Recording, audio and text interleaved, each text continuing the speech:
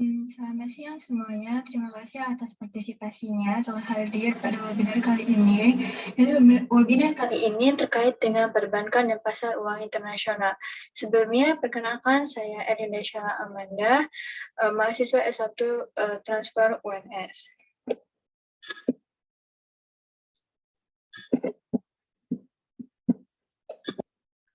Nah, sebelumnya kita harus tahu dulu nih apa sih pasar modal. Nah, pasar modal itu adalah di mana setiap individu atau organisasi dapat segera mentransfer uang untuk kebutuhan individu, baik untuk pemerintah maupun individu. Nah, perusahaan membutuhkan keuangan dalam jangka waktu yang pendek, misalnya untuk membeli bahan baku atau untuk produksi perusahaan tersebut. Nah, pasar modal ini tuh menggunakan bank komersial. Nah, bank komersial itu adalah bank yang mengkhususkan memberikan pinjaman kepada perusahaan daripada untuk perseorangan atau pelanggan. Atau yang dimaksud di sini adalah bank komersial itu lebih mengkhususkan peminjaman itu kepada perusahaan-perusahaan yang sudah besar. Nah, selanjutnya itu pada saat bank mengalami masalah keuangan, maka bank akan mengurangi pinjaman pada pengusaha atau perusahaan. Nah, dalam situasi ini, maka perusahaan menggantungkan pada keuangan jangka pendek untuk memenuhi kebutuhan operasionalnya.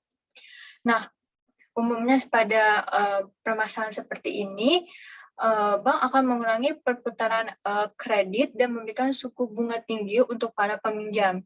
Nah, pada pasar keuangan, orang-orang atau organisasi ini dapat membeli dan memperdagangkan alat keuangan, yaitu seperti obligasi atau saham. Nah, mungkin untuk obligasi dan saham ini sudah familiar. Karena banyak sekali sekarang masyarakat yang menanamkan uangnya itu di saham, untuk membeli saham untuk berinvestasi. Nah, selanjutnya itu ada pasar keuangan global. Nah, awalnya itu perusahaan itu hanya harus melihat bank dalam negeri dan pasar modal untuk melakukan pinjaman dana atau untuk mengeluarkan obligasi atau saham. Nah, perusahaan itu tertarik dengan meningkatkan keuntungan dari pasar modal di luar dari negaranya sendiri. Nah, di balik itu ada banyak keuntungan untuk mendapatkan kebutuhan dana di luar negaranya sendiri. Nah, manfaat meminjam dari bank itu ada dari pasar bank itu ada obligasi, pasar saham, luar negeri, terkadang biaya modal untuk meminjam lebih rendah. Nah, maksudnya apa sih? Nah, misalnya jika kita belanja untuk pinjaman atau menerbitkan saham di banyak negara, nah, kemungkinan itu kita itu akan menarik banyak investor untuk menurunkan tingkat bunga atau bisa juga menurunkan perputaran harga. Nah, oleh karena itu, maka perusahaan bisa meminjam dana yang dibutuhkan dengan harga lebih rendah dari yang berlaku secara domestik. Selanjutnya, itu ada bank global. Nah, apa sih bank global itu? Nah, itu bank yang menguasai penyimpanan uang yang pertama berasal dari penabung dan membayar bunga mereka. Nah, bank juga mendapatkan uang dari para penabung yang meminjam. Untuk membuat laba, bank memberikan biaya pinjaman yang tinggi untuk dibayar penabung. Nah, jika bank meminjamkan semua uang penyetor pada orang lain, mereka tidak pernah memiliki cukup uang yang tersedia di waktu-waktu tertentu itu. Selanjutnya itu, apa sih perbedaan antara kepentingan bank yang membayar deposito dan bunga yang dibebankan kepada peminjam atau yang sering disebut dengan spread. Nah, dalam pasar mata uang Eropa itu, bagaimanapun tuh bunga deposito bank itu lebih tinggi dan bunga pinjaman itu lebih rendah. Nah, tingkat bunga deposito dan pinjaman mata uang Eropa itu sering dikutip berdasarkan penilaian yang ditawarkan oleh Bank London. Itu sekitar 50% transaksi mata uang Eropa berlangsung di London.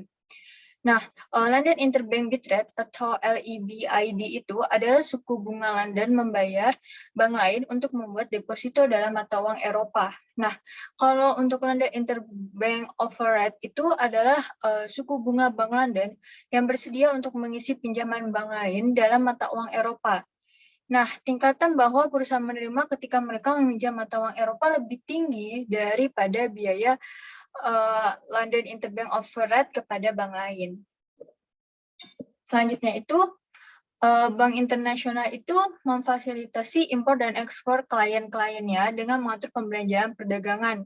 Nah, bank internasional juga melayani klien-kliennya itu dengan mengadakan valuta asing dalam kaitannya dengan transaksi lintas batas atau membuat investasi luar negeri. Nah, keistimewaan utamanya itu adalah tipe deposito yang mereka terima. Nah, pinjaman dan investasi yang mereka buat. Nah, bank yang menyediakan jasa-jasa konsultasi dan nasihat dan jasa-jasa lainnya ini disebut sebagai bank universal atau bank jasa penuh. Nah, bank internasional itu apa aja sih perannya itu? Yaitu memberikan fasilitas kepada nasabah mereka dengan mengatur pendanaan atas perdagangan impor dan ekspor. Yang kedua itu adalah mengatur pertukaran mata uang asing karena pembelanjaan atau perdagangan impor dan ekspor tersebut. Yang terakhir itu adalah membantu kebijakan lindung nilai baik dari individu ataupun perusahaan atas risiko nilai tukar valuta asing. Nah, selanjutnya itu bank internasional itu dan jenisnya itu terdapat 7 macam. Yang pertama itu ada hubungan bank korespondensi. Yang kedua itu ada kantor perwakilan. Yang ketiga itu ada cabang asing. Yang keempat itu ada anak perusahaan dan afiliasi. Yang keempat itu ada HA Bank. Yang keenam itu ada pusat perbankan luar negeri. Dan yang terakhir itu ada International Banking Facility. Nah, selanjutnya itu alasan kenapa sih kita mendirikan berbagai jenis kantor perbankan internasional beserta yang lainnya yang diberikan itu ada beberapa macam variasi, yaitu pertama untuk keunggulan pengetahuan, yaitu biaya marginal yang rendah. Selanjutnya ada layanan informasi negara tuan rumah. Yang keempat itu karena gengsi dari setiap masing-masing perusahaan atau bank negara tersebut. Yang kelima itu ada keuntungan regulasi. Yang keenam itu ada strategi defensif bank dalam skala besar dan maupun dalam skala kecil. Dan selanjutnya itu adalah biaya transaksi. Selanjutnya itu pertumbuhan. Itu pertumbuhan bank pada negara-negara itu kan berbeda-beda. Dan yang terakhir itu adalah untuk mengurangi risiko yang didapat atau yang dimiliki oleh bank-bank tersebut. Nah, selanjutnya itu pasar uang internasional. Nah, dari pasar uang internasional itu adalah euro currency deposito berjangka di bank internasional yang ditempatkan di negara yang berbeda dengan negara yang menerbitkan mata uang tersebut. Nah, misalnya itu ada euro dollar. Nah, itu euro dollar itu apa sih? Deposito bermata uang US dollar di bank di luar Amerika Serikat. Nah, euro dollar ini membentuk porsi terbesar di pasar euro currency.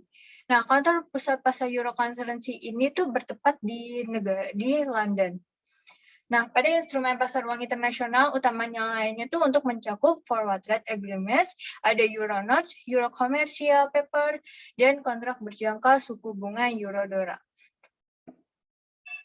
Nah, selanjutnya itu ada krisis uang internasional. Nah, krisis uang internasional ini dibagi dalam menjadi 3. Yaitu yang pertama itu adalah krisis utang internasional yang terjadi karena bank internasional terlalu banyak memberikan kredit atau utang kepada negara dunia ketiga daripada yang seharusnya mereka berikan. Nah, yang kedua itu pada tahun 70 ketika negara-negara OPEC itu membajiri bank dengan sejumlah besar euro dolar yang harus dipinjamkan untuk menutupi bunga yang akan dibayarkan tersebut, atau suplai dana lebih besar daripada demand dana. Nah, ketika harga minyak jatuh, dan ketiga itu adalah ketika harga minyak jatuh, nah pengangguran tinggi dan inflasi tinggi. Nah, banyak negara-negara berkembang ini tidak dapat membayar bunga atas pinjaman yang mereka ambil dari bank-bank tersebut. Nah, selanjutnya itu adanya banyaknya uang yang membahayakan bank-bank terbesar di dunia, terutama itu Amerika Serikat yang telah memberikan kredit kepada negara-negara berkembang dengan sebagian besar dananya. Selanjutnya itu ada sarana debt for equity swap, yaitu tidak dapat secara efektif memecahkan solusi mata uang di negara dunia ketiga. Dan yang terakhir itu ada solusi terbaik itu adalah bersepakat bahwa negara-negara dunia ketiga akan dikurangi beban bunga utangnya dan diberi perpanjangan tenggat waktu untuk melunasinya atau Brady bonds. Nah, selanjutnya itu pada krisis keuangan global ini juga itu dimulai tahun 2007 di Amerika Serikat sebagai krisis kredit atau ketidakmampuan debitur untuk memperoleh pinjaman dengan mudah. Nah, asal mula krisis kredit ini itu bisa ditelusuri oleh 3 faktor utama, yaitu ada yang pertama ada liberalisasi atau yang perbankan atau sekuritas. Yang kedua itu ada membajirnya simpanan atau tabungan global. Nah, yang ketiga itu adalah lingkungan suku bunga rendah yang ditetapkan Federal Reserve Bank di awal dekade. Nah, selanjutnya itu ada perubahan masa depan untuk pasar saham dunia itu seperti apa sih? Nah, banyakkah perusahaan di ekonomi dunia itu atau pada saat ini tuh pada saham juga menjadi lebih terhubung secara global dan terkonsentrasi. Nah, pada krisis keuangan US itu pada tahun 2008 itu hampir mengalami penurunan di harga saham US dan diikuti dalam hitungan jam dari pasar saham di dunia. Di perjumlahan itu melebihi hubungan keuangan, hubungan organisasi yang mengalami perkembangan yang baik. Nah, pada tahun 2007 juga, itu pertukaran saham New York itu diperoleh pertukaran dengan Paris, Euronext, NV. Nah, selanjutnya itu, di tahun yang sama itu, 2007 itu, pertukaran saham New York juga diperoleh 20% pemilik di pertukaran terbesar di India. Nah, pertukaran saham nasional. Langkah awal untuk penggabungan yaitu pertukaran saham Tokyo dan New York itu memberitahukan sebuah persekutuan di tahun yang sama untuk menawarkan keadaan produk keuangan dan saling mendaftarkan. Selanjutnya itu pada batas penggabungan antara pasar-pasar saham dapat membuat MNC pada saham pada hak kepemilikan mereka. Nah, dengan memberikan berbagai negara pertukaran saham nasional yang lalu akan menarik investor dari berbagai negara untuk menanamkan modal atau sahamnya pada perusahaan-perusahaan tersebut. Nah, oleh karena itu pada kondisi ekonomi ini yang lokal ini akan memiliki dampak yang lebih rendah dalam menarik investor. Nah, oleh karena itu, pertukaran multinasional seperti MNC dapat menemukan kondisi yang lebih baik untuk kedepannya. Nah, gimana sih bagi negara terkembang dan integrasinya pasar modal ini, yaitu dapat memberi manfaat itu untuk meningkatkan kapitalisasi pasar dan aktivitas perdagangan. Atau maksudnya di sini bisa untuk bahwa negara-negara berkembang ini juga dapat melakukan ekspor dan impor ke negara-negara yang sudah berkembang atau negara-negara maju. Nah, itu yang selanjutnya ada meningkatkan partisipasi pemodal asing dalam pasar domestik. Nah, maksudnya di sini itu bahwa investor-investor asing ini dapat menanamkan sahamnya pada pasar negara tersebut. Jadi penanam saham itu, penanam modal itu tidak hanya dari dalam negeri, tapi bisa juga dari luar negeri. Nah, yang ketiga itu adalah meningkatkan akses ke pasar internasional, atau ini bisa juga perdagangan internasional. Karena dengan perdagangan internasional ini, kita dapat mempunyai bahan baku mungkin yang lebih murah daripada di negara asalnya atau di negara produk itu dibuat.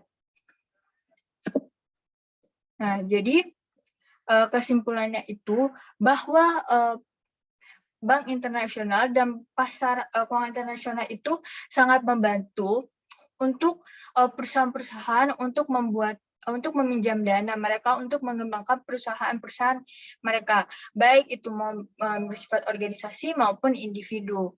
Karena dengan ada penanaman modal atau saham ini atau dengan adanya obligasi ini akan membuat perdagangan internasional akan semakin maju. Sekian presentasi atau webinar kali ini. Terima kasih.